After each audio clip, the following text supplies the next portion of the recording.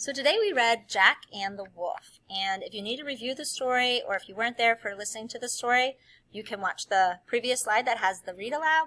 You can also get your book, which is 1.2, and turn to page 15, and you can read it, either with an adult or by yourself.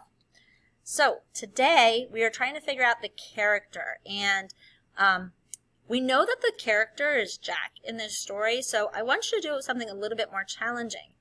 Today, I wanted you to figure out, how does the character change in the story? So how does Jack start in the story, and then how does he change by the end? So we know that at the beginning, Jack is kind of bored, and when he's bored, he starts to cause problems because he starts yelling wolf. When he calls wolf, a whole bunch of friends come up, and that really upsets them that they came up for no reason. When Jack does it a second time, he's kind of proud of himself because he was playing a trick and it wasn't a nice trick. But then the third time happens, and this time the wolf actually comes, and Jack yells to try to get his friends to come, but guess what? They're not coming, right? So here Jack comes out and he's like, hey, why didn't you come up?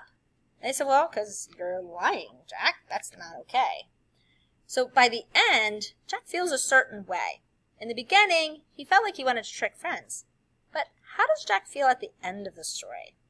It says, I will be good, said Jack. I will not trick you. What does that tell us about the character Jack? He started one way, but then he changed by the end of the story. That's what I want you to focus on today is our character changes in a story. Jack is a great example of how he changed. And I want you to tell me, how is he in the beginning? And then how is he changed in the end?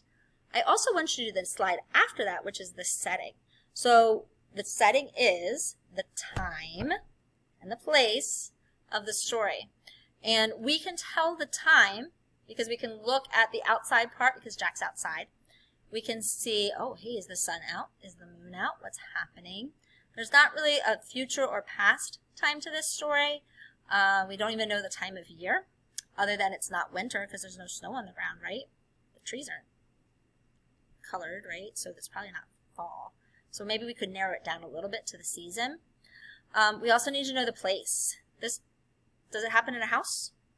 No, Jack's outside, but where is he? So I want you to figure that setting part out for the assignment also.